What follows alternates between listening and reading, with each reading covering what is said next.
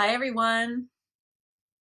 Thanks for joining. I want to jump right in today and, dive a little deeper into alchemy. And we're going to start to uncover the idea of the Philosopher's Stone. What is the Philosopher's Stone first? Well, if you check it out online, you'll probably come across a couple different things. One, I didn't realize it was in a Harry Potter movie. That's really beside the point. But two, the Philosopher's Stone is known as a physical stone. It's either red or white, and this stone was said to be able to, when it came into contact with a heavier metal, raise the metal into gold, which is interesting. And the other thing that you'll find that we're going to get to today is the Philosopher's Stone is a symbol. It's a combination of sacred geometrical shapes. And I would like to offer, in my experience, that when we begin to work with these and understand and embody the wisdom of these sacred geometrical shapes, we alchemize ourselves. We really step into this process of ascension and of alchemy. So if you have a look at the logo for this YouTube channel, that is one of the representations for the Philosopher's Stone. So you'll see a circle, and then a square is enclosing the circle, and then you'll see a triangle around the square, and then a larger circle encompassing everything. So what does this mean? What does this point to? Let's start with the square. The square has four sides. The number four in numerology, is known as the number of stability. That's the foundation. And these four sides of the square also symbolize the four directions, the four elements, the four colors. So let's back up a little bit. North, south, east, and west. The elements are earth, water, wind, and fire. And this is spread throughout many ancient traditions. There's Native American traditions, there's Egyptian traditions, there's Mesoamerican traditions. This even links up with Celtic cultures as well. In these four elements, earth, water, wind, and fire, also coincide with colors. And then depending on the tradition, the colors are red, yellow, black, and white, or red, yellow, blue, and white. And I'll show a diagram somewhere around now suggesting how the square is depicting this very sacred and basic information. And there was a philosopher in the 8th century. He was Islamic. I believe his name is pronounced Geber, but I'm not sure on that pronunciation. But he stated that in addition to these four elements, there were also four properties. And those properties were hot and cold, wet and dry. And he ascribed the combination of these properties to each of the elements. So fire would be hot and dry. Air would be hot and moist. Water would be cold and moist, and earth would be cold and dry. And he came to understand, suggested that in the process of alchemy, every metal, iron,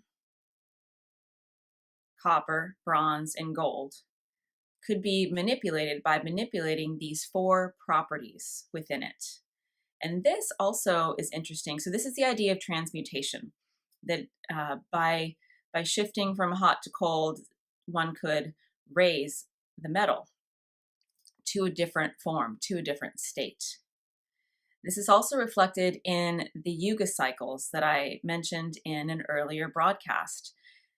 And I mentioned there's four types of metals in these cycles, and these metals this is a meta idea of the number four and of alchemy, of raising heavy metals into gold. So we've just come out of the Iron Age, and we are moving into the age of bronze. So we are already feeling the shifts and feeling the lighter aspects, excuse me. And what does this tell us? This tells us that this is a meta energetic process. It's also within us. So the energies around us on this planet are supporting and catalyzing, raising into gold. And then we ourselves are coming to understand how this is possible. And that's what I really want to start to, I feel like we're just going to chip the tip of the iceberg today, but as we come to understand the significance of sacred geometry. So the square and the number 4, it's all about this foundation of creation.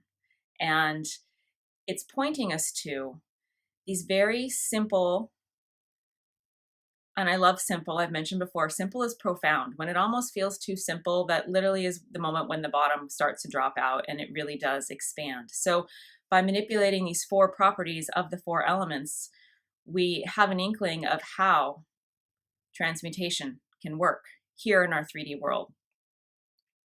So just soak that in, sit with it, see what feels true for you. And I want to move on to the circle.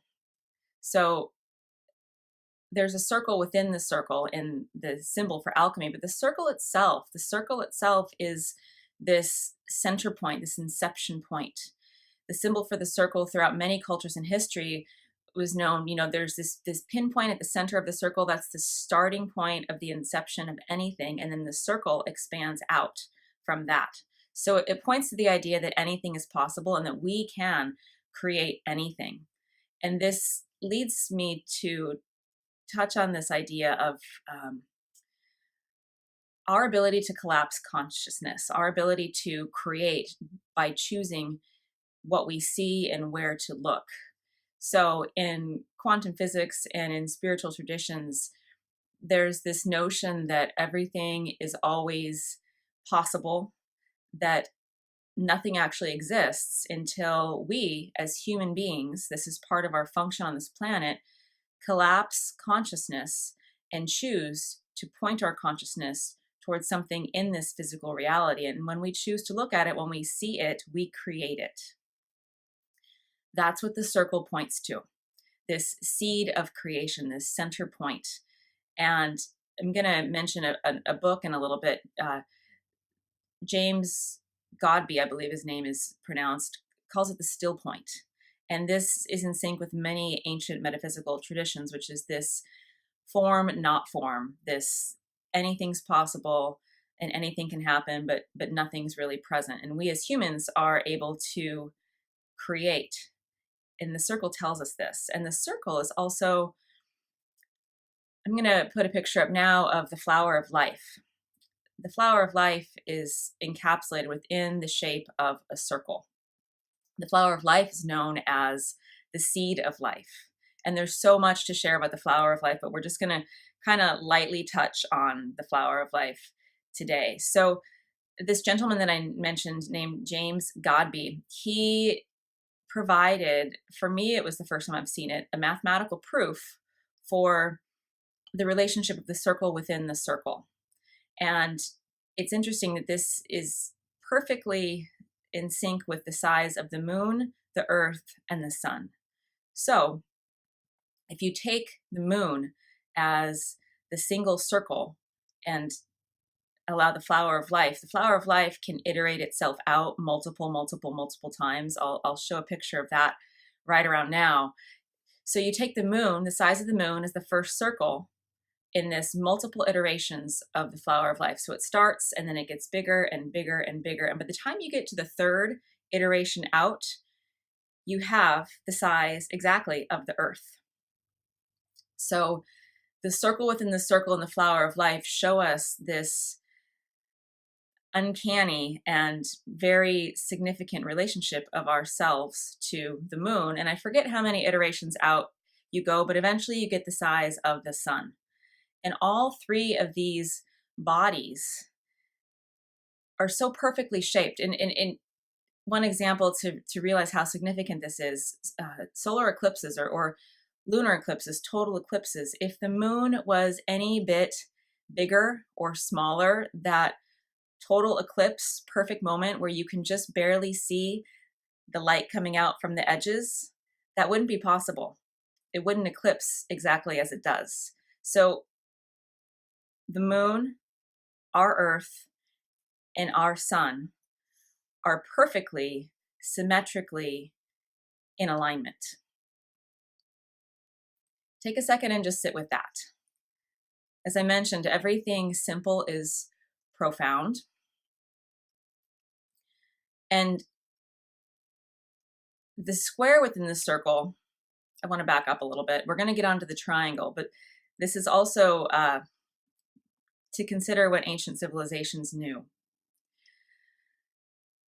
The Great Pyramid at Giza, when we look at the symbol for alchemy, if you take the size of the square that's situated perfectly within the circle, and you consider all the ratios that we already just discussed about the size of the moon, the earth, and the sun, the square that fits around that first circle that is the size of the moon is exactly the size of the Great Pyramid of Giza, which I think is pretty cool.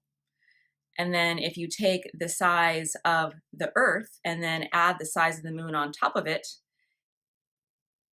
the triangle that's formed, I'll put an image up, that triangle shows the size exactly of one of the faces of the Great Pyramid, which again is pretty amazing. And getting to the triangle, when we take this idea of the Great Pyramid, where to start? Okay, so let's go back to the flower of life. When we iterate out and iterate out, by the time we get to that third iteration, which is the size of the earth, within this circle, there is a octahedron, and an octahedron is a square-shaped, square-based triangle. There's an octahedron pointing up, there's an octahedron pointing down. And this also coincides exactly with the size of the Pyramid of Giza. What does this mean? Well, the pointing up and pointing down point to as above, so below, and as within, so without. And this also is very much in sync with what the circle is telling us, which is everything is possible, everything is energy, and everything is created out of nothing. So from the formless, we as human beings create the form. Okay, so that's a lot of information. Hopefully I presented it in a reasonably understandable way. I want us to just start to be able to work with this information. So first, general principles to take away from this broadcast, that this symbol, these alchemical sacred geometrical shapes are really showing us that everything is connected. And as we move from the third to the fourth to the fifth dimension, that is the path of embodying and really fully understanding oneness. And these symbols are saying just the exact same thing. There is no separation. As ego consciousness, that's what we've been taught. That's what the 3D world will train us into. But as we untrain ourselves and step into the fourth and fifth dimension, we really do see how interconnected and connected everything always is. So that's the first principle to really start to soak in as we step and jump into this idea of alchemy. The second thing is that we as human beings are powerful creators. That symbol is telling us that. Let's just sit right now with the information that's contained within the circle. So we seed reality. Every time we look, every time we think, our consciousness creates. And that circle tells us from that inception point, right at the center, the moment we look, what we choose to see, we create it. So this brings us to how we can choose consciously what we want to see, how we can shift our consciousness. And the biggest thing that people tell me when I start to work with them on this is, yes, but I need to tell you what's true. My response is, you decide what's true. We've been trained, and this gets back to kind of linear thinking and science as we currently know it, that we need to sort of be beholding to everything we see. But we also know that every single person can see something, feel something, experience something in a different light. So when we are able to kind of disconnect ourselves from the consciousness that we know and consciously choose to create a world of light and love and choose to see the good everywhere we go, we are amplifying, we are creating that. So I invite you to, after this broadcast, think of yourself as this powerful creator, and think of the circle as the idea of every single time you point your consciousness, every single time you look at something, you're instantaneously using this power that you have to point your consciousness and create a thought form, create energy, create a physical reality here in this world. All right. So cheers to being oh so powerful, and cheers to seeding more light and more love into our planet. Thanks for joining. Namaste.